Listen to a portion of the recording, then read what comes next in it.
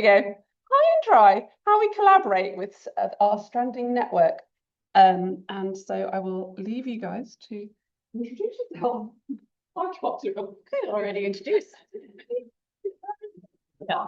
So, hi, we're from the National Museum of Ireland, Natural History Division. Emma is the curator of terrestrial zoology, and I'm the one for aquatic zoology. So this is even a collaboration even within our same institution. We're going to give a quick overview at the start, and then I'm going to hand it over to Emma for the really interesting part, the case studies, or what we've actually been doing with this collaboration. So that's us. We love a pun.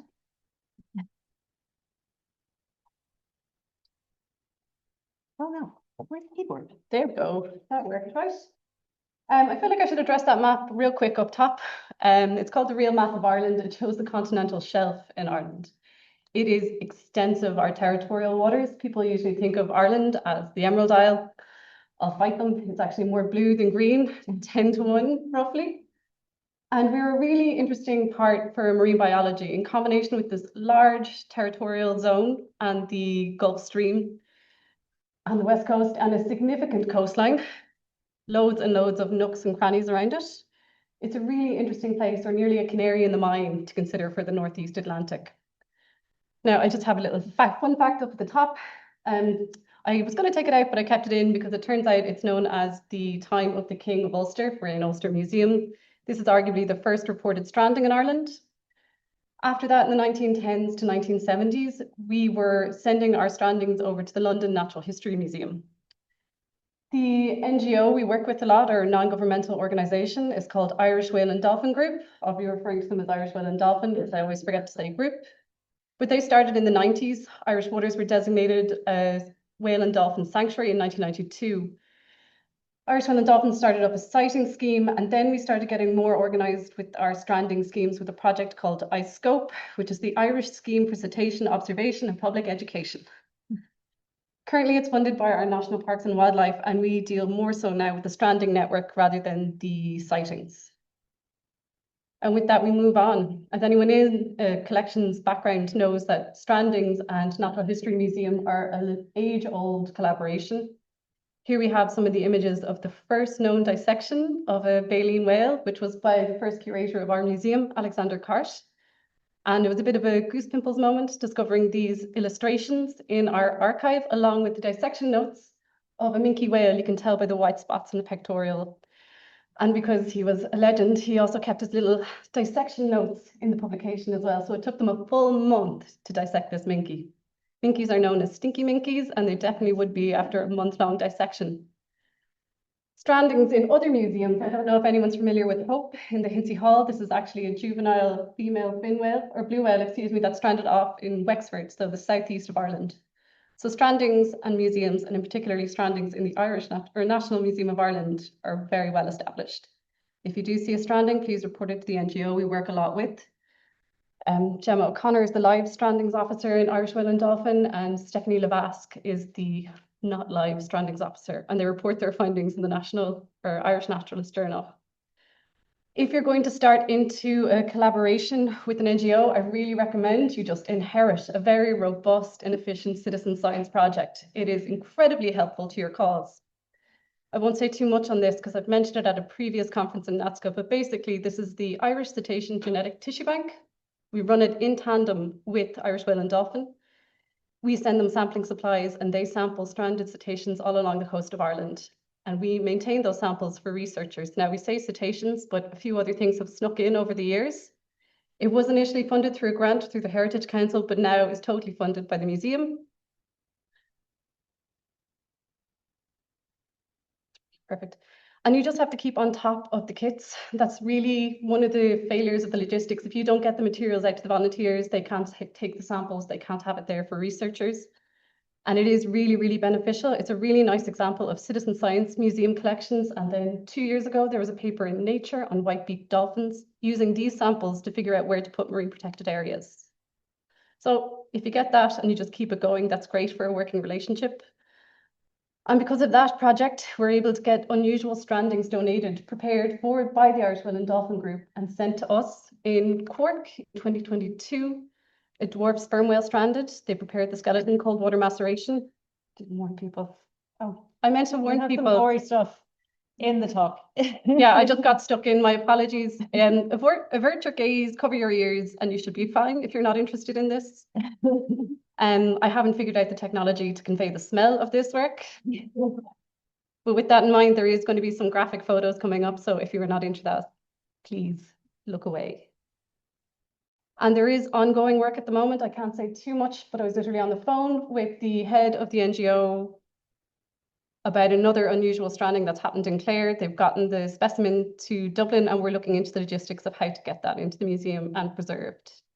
So with that, I'll pass you over to my colleague, Emma, who is going to talk about the more recent and kind of stepping up of working with this network of more active participation and collection, other than just donations or a citizen science project. So yes, a lot of the stuff I'll be showing you is of actual dissections we've carried out. So please feel free to avert your gaze if you'd rather not see that. Oh, end of slideshow. That's not correct. That's not correct. Hang on. I escaped out of that. I've not got my laptop. Oh, there it is. Yeah. Yeah, it's there. Can I do that again? I am sharing. Good. Oh, weird. It's only showing 9 slides, Glenn. No, but it's showing more, but not presenter. There.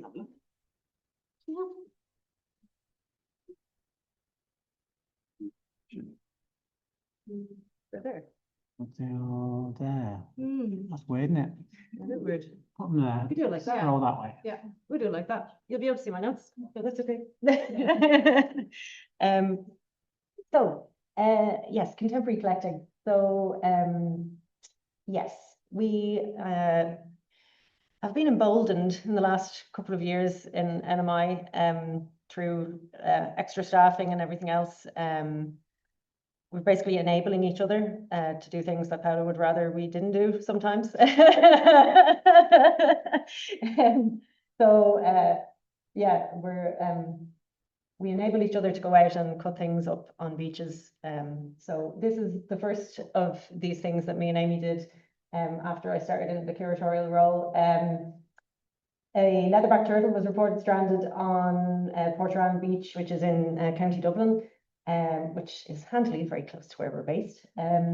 It did, however, it was stranded dead. We couldn't kill it or cut its head off, just so you know, while it was alive. But this did strand during a red warning.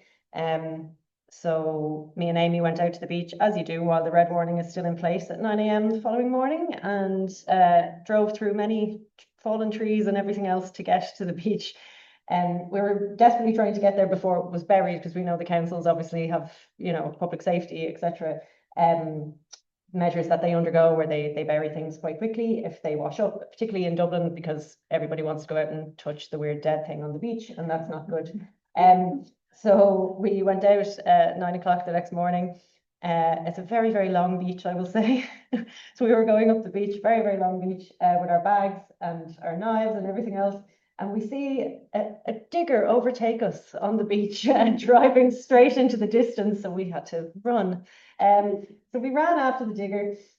We eventually got down to the end of the beach, and the digger had already dug a hole and dropped the turtle into it by the time we got there.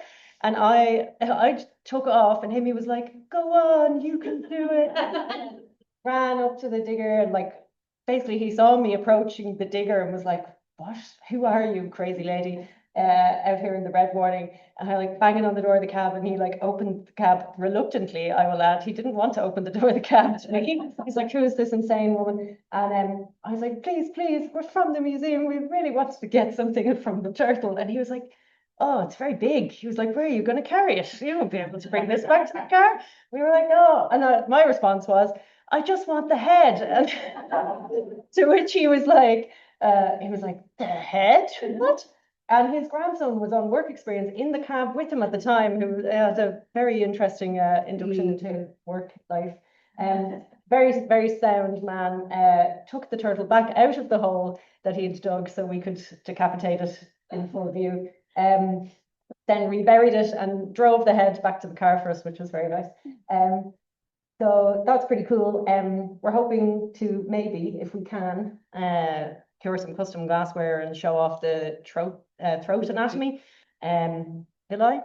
Yeah. Because that would be an awesome mount. But if we can't afford custom glassware for the redisplay in the museum, we'll settle for a skull and maybe just a section of the throat lining, just to show that kind of cool anatomy.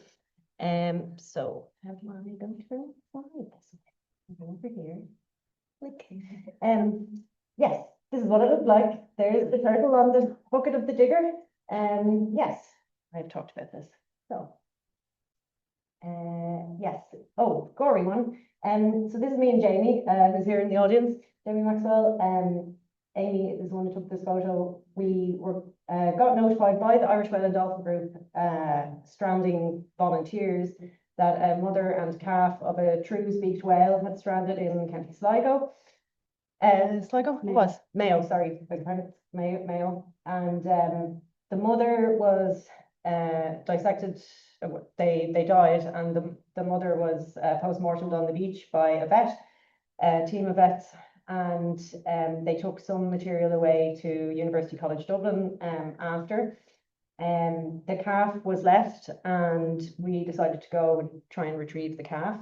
Again, just the three of us in my car. We weren't able to take the whole thing, obviously, but we did take the head, some vertebrae, and a flipper back for the collections, and basically macerated those to get them clean. As far as we know, through some research we've been doing since we collected this, it's potentially, as some of our learned colleagues in other institutions have said, the only juvenile of this species in any collection around the world. There's very few of them. If anyone here knows of another juvenile true-beaked whale, please do tell us, because we'd love to know where the others are, if there are any. But it just kind of highlights how kind of uniquely placed Ireland is out in the Atlantic. We're uniquely placed in Europe, but also globally for some of these species to strand, these deep water species that usually don't come anywhere near the continental shelf. So yeah, it's pretty cool. So over time. Yes, okay. Next thing we did was the sunfish.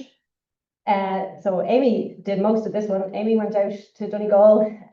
This is the thing that was in the paper, so that's the fish. Was missing its dorsal fin. And Amy and myself rang around all the county council, basically trying to get some help, and our national parks and wildlife colleagues in the Republic also went out and made sure it was still there. The county council moved it up the beach so it wouldn't get swept away in the next tide, and Amy went up and managed to organise a haulier to bring it to a regional veterinary laboratory, which is run by our colleagues in the Department of Agriculture, Food and Marine. Because we have very little freezer space in our museum, so we are limited in terms of what we can hold for processing. We either process stuff straight away, or we also don't really have a lab for processing, but we do what we can. But our colleagues in the Department of Agriculture, Food and Marine do at times do necropsies on like cetaceans and stuff. They have a scheme with Irish Whale and Dolphin as well, and they obviously are used to lifting heavy animals and moving them around and stuff, and have safe places to do this sort of work. So we're very indebted to them for allowing us to take up their freezer space with this fish for a few months while we basically swatted up on the anatomy and what we exactly wanted to get out of it.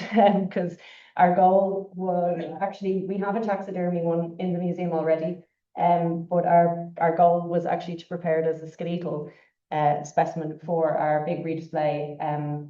And I will show you a bit about the preparation of that specimen in a moment. But between our collecting this specimen and our dissecting the specimen, we had this, a turtle again. It was in fact the same turtle. This is 13 months after it was buried. This is this January. This is the comment on the Facebook group, Invertebrates of Ireland. Who would you contact about this headless swashbuckler turtle on the beach? The comments on this were quite hilarious. somebody commented saying, oh, they took the head for the museum. Somebody knew about it. And the response to that was insane. People were highly up in arms about this. They were like, the museum, they don't keep heads in the museum. Which we were all laughing because most of our displays in the museum are on all around the walls is full of game heads. But anyway, the person's like, I've been to the museum, they don't keep heads. So anyway, so we didn't have to collect it again, thankfully.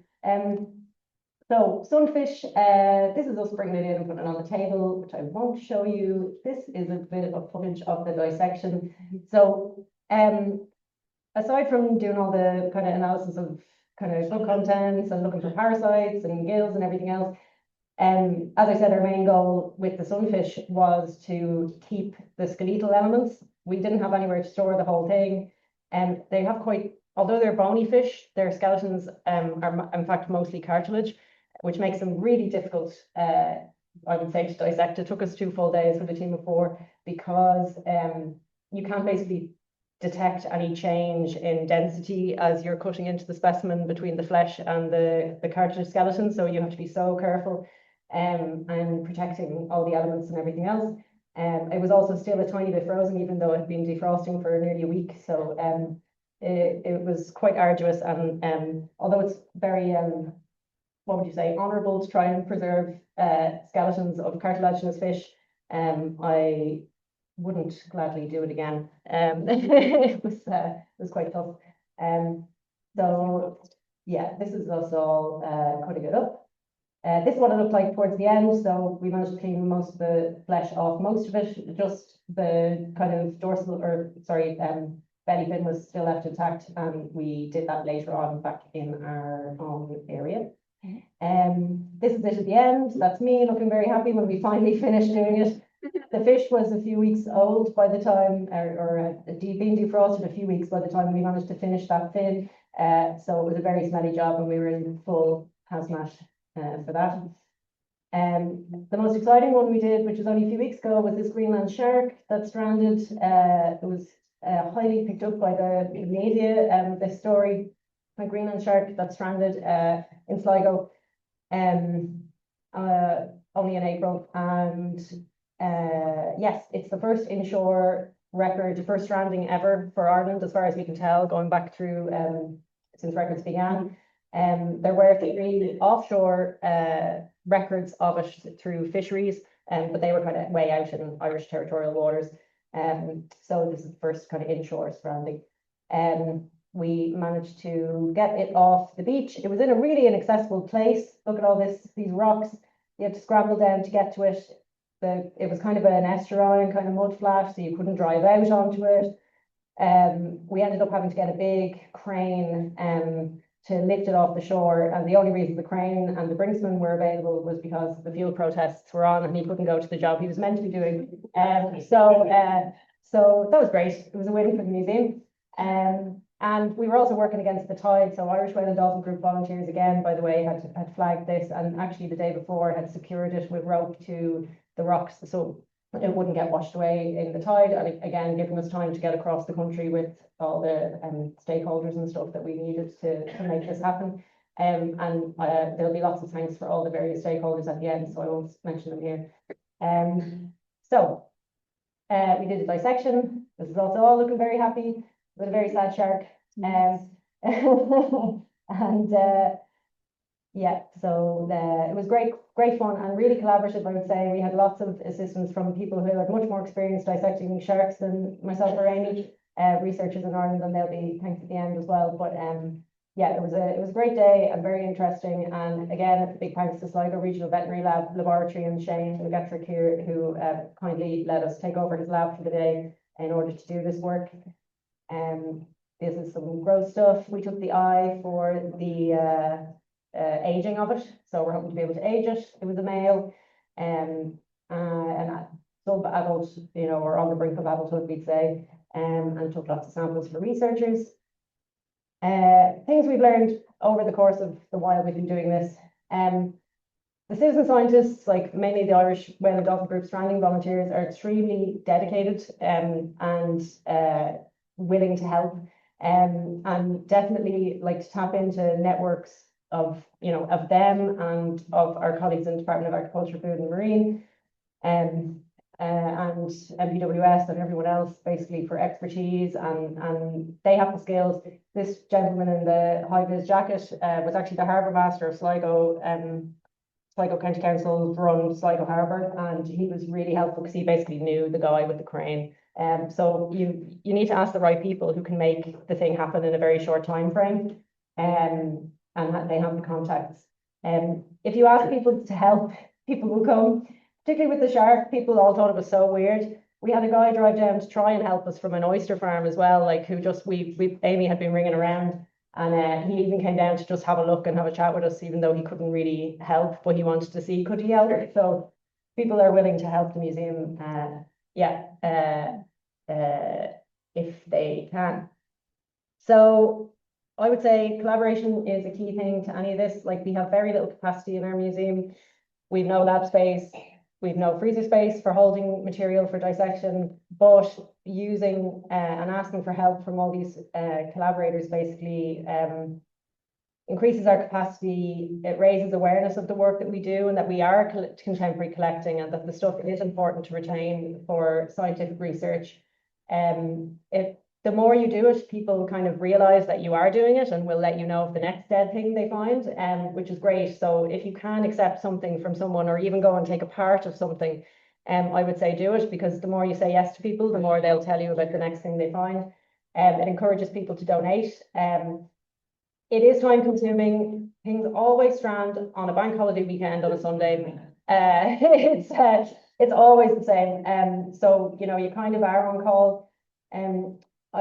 It's unfortunate, but it's not really a solution for the kind of chronic understaffing or historic understaffing we've had in NMI natural history over many, many decades, and the fact that we've no appropriate lab space and freezers. But the more we're doing it, it gets a lot of press. Like the Greenland shark was a huge win because it was picked up by news in like 6 different continents, I think. So it was great. It builds goodwill basically, and once you start doing something and it's very successful and it gets noted, you can maybe advocate or build a case in the future for better resourcing for this kind of work. And these are all the people we have to thank. That's it. I have no time for questions, that's it. So we've got time for one quick question, that's it. Maybe? Yeah. Well, there was one question, and it was, got any ideas of what you would like to strand next? Basking shark. Oh, Yeah, we love a new basking shark, or we like to dream big, so maybe full adult sperm whale. Yeah. Okay, so thank you very much. That was fascinating. I had a baby Cuvier's beaked whale wash up a while ago, and got Claire's, great. And it was very smelly, and it was on an inaccessible beach, and I just had to let it rot on the beach and put a little sign up that said, "I'm supposed to be here, please don't complain about it." And then eventually it rotted enough that I could cut it up into bits and take it off the beach. It was great.